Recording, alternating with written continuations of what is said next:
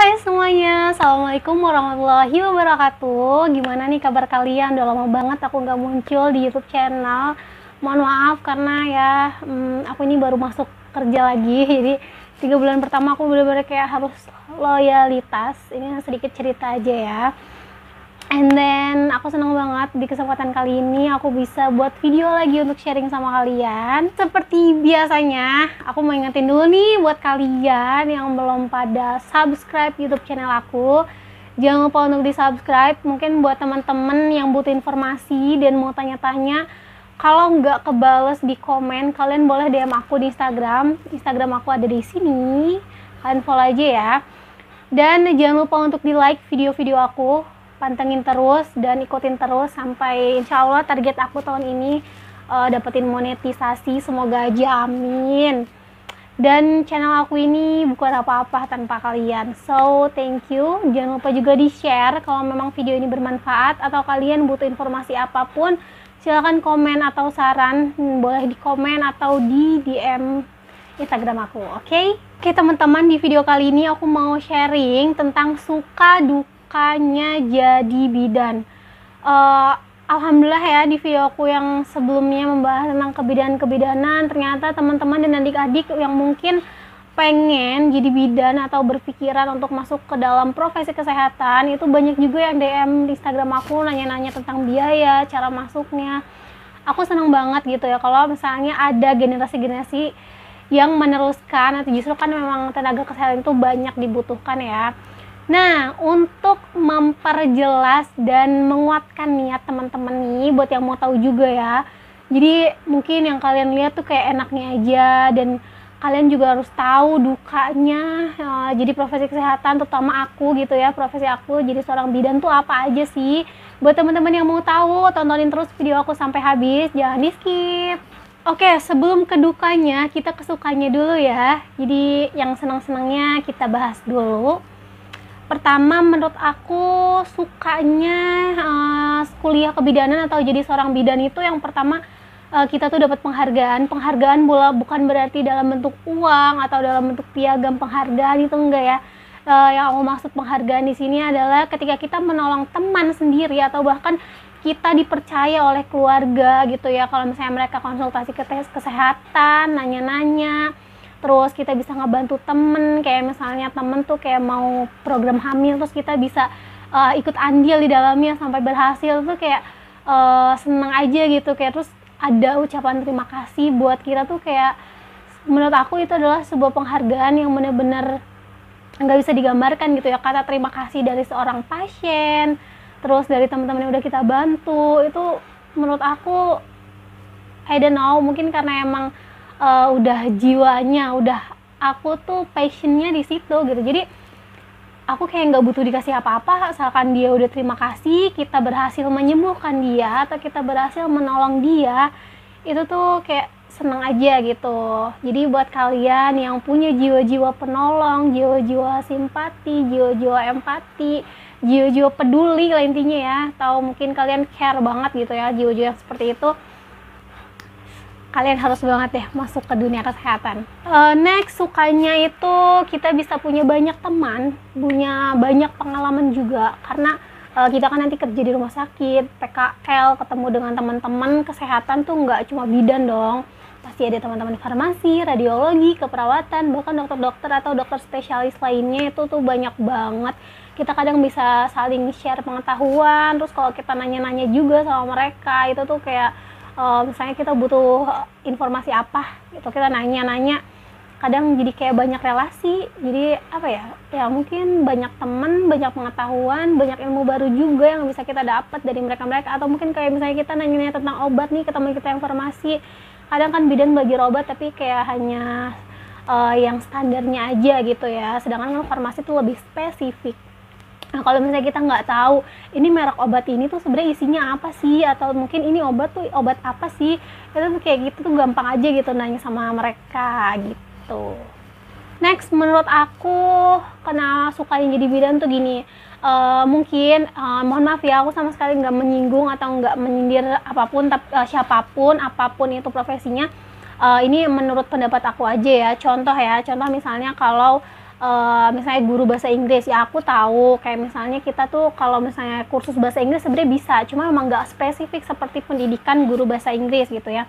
Tapi kita masih bisa mempelajari bahasa Inggris dengan cara kursus gitu, atau kita pengen pinter komputer atau belajar tentang administrasi, kita bisa ikut pelatihan-pelatihan gitu kan. Tapi misalnya kayak aku kan pernah bilang kan kalau aku pernah kerja di sebuah perusahaan finance, jadi aku ngerasa ya semua orang bisa memasuki dunia itu, dunia administrasi, komputerisasi yang seperti itu bisa.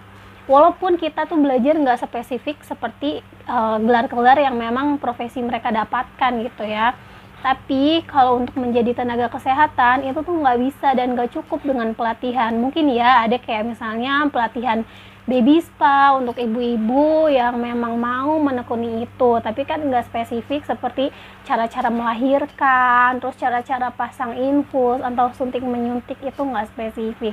Jadi sukanya ya mungkin salah satunya adalah itu, semua orang bisa menjadi admin, tapi tidak semua orang bisa menjadi bidan gitu, tidak semua orang menjadi profesi kesehatan, karena profesi kesehatan itu dan profesi, ada sih banyak profesi-profesi tertentu yang memang hanya bisa didapat dengan cara sertifikasi, atau kita sebutnya itu ya kita punya surat tanda registrasi, jadi nggak sembarangan, jadi benar-benar harus terregistrasi gitu ya, nggak ilegal teman-teman. Nah, selain ilmu-ilmu yang memang upgrade terus gitu ya, ilmu-ilmu kesehatan itu memang upgrade setiap tahun, setiap saat pasti akan ada ilmu baru, perkembangan baru. Jadi mungkin menjadikan kita tuh punya wawasan yang luas, pengetahuan. Jadi kayak nggak cukup di situ aja loh kita belajar gitu. Harus setiap hari tuh harus ada yang kita pelajari, ilmu-ilmu baru tuh harus kita pakai. Jadi yang terbaru justru yang kita pakai. Sukanya lagi apa ya? Mungkin bukan menyombongkan diri, tapi mungkin jadi apa ya, membantu mengangkat derajat orang tua kali ya, semua profesi siapapun itu gitu. Cuma itu salah satu suka dan yang jadi kebanggaan buat aku ya itu. Tapi semuanya juga pasti sama dong, ketika kita mencapai suatu kesuksesan pasti akan ada kebanggaan tersendiri, dan tujuannya apa ya, bukan lagi dan emang pastinya itu ya tujuannya untuk mengangkat derajat keluarga kita.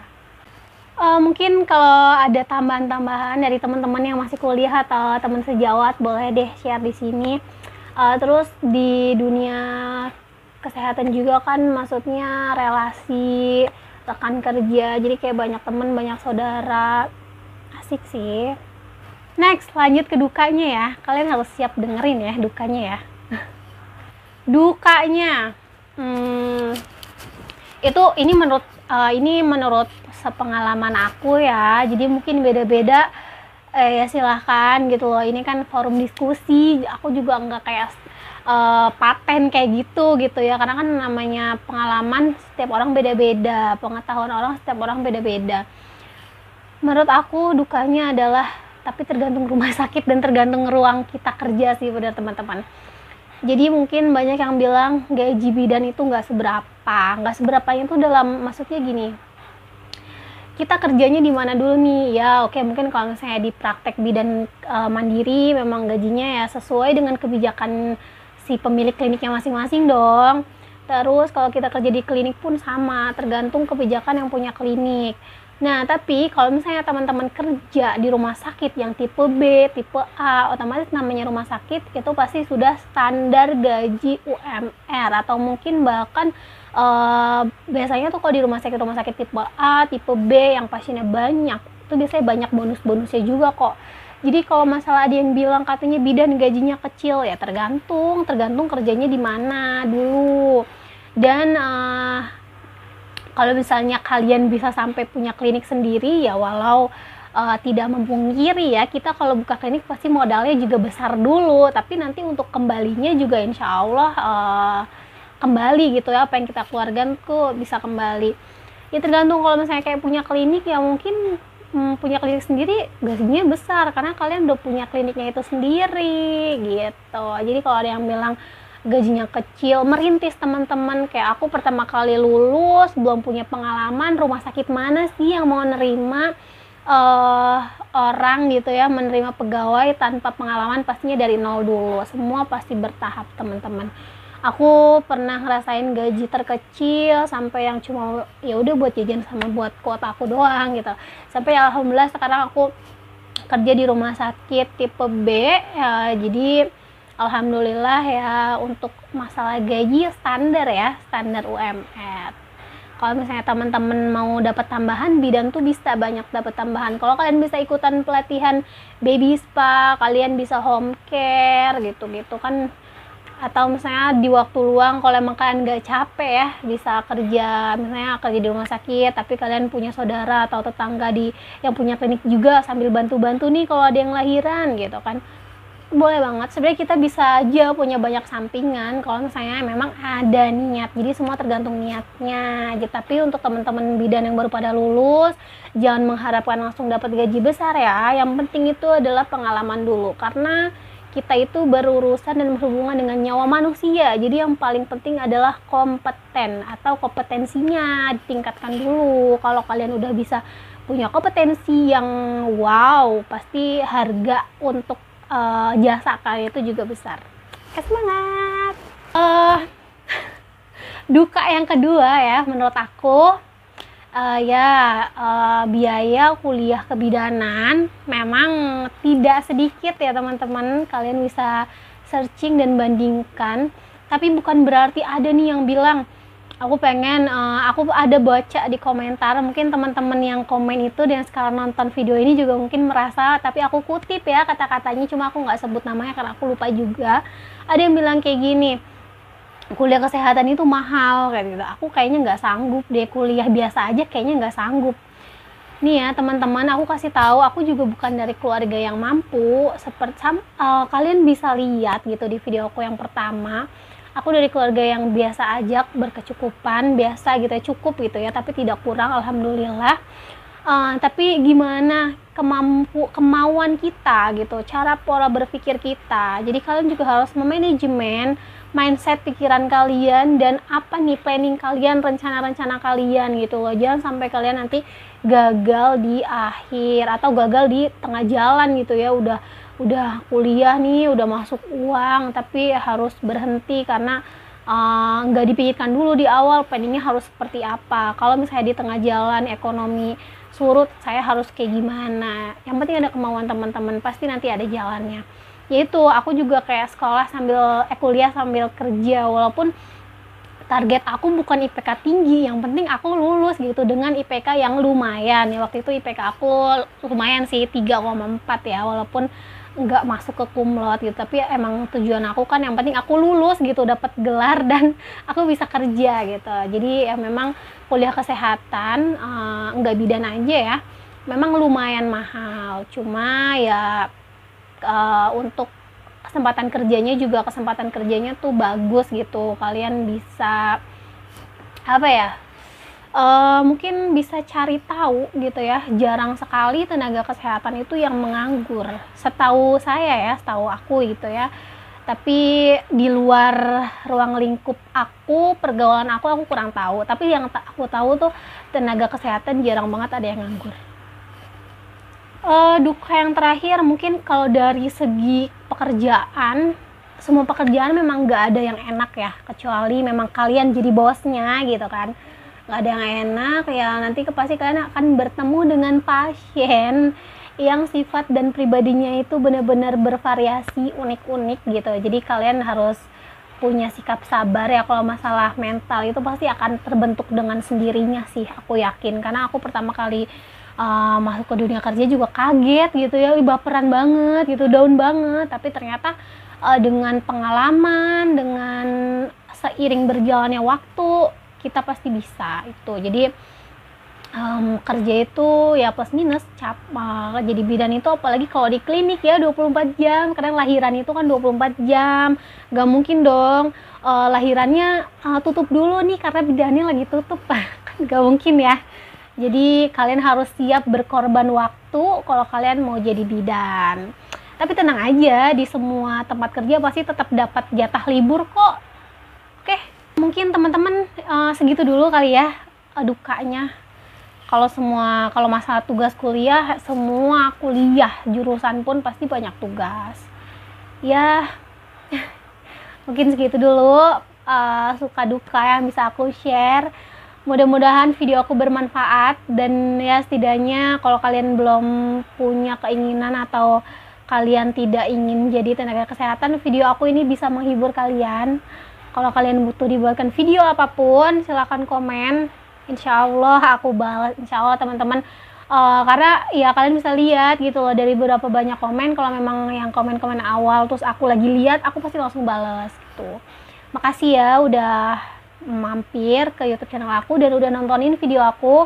Sekali lagi aku ingetin, jangan lupa untuk di like, komen, share, dan paling penting jangan lupa untuk subscribe. Nah, untuk kalian yang benar-benar ngikutin video aku dari nol banget, jangan lupa ya, di lonceng notifikasinya diklik, dan insya Allah mudah-mudahan nanti kalau ada rezeki dan monetisasi itu terkejar, insya Allah aku membuat giveaway nih di video ini ya. Kalian ingetin, nanti kalau aku lupa nih, aku inget aku record biar aku tuh nggak lupa.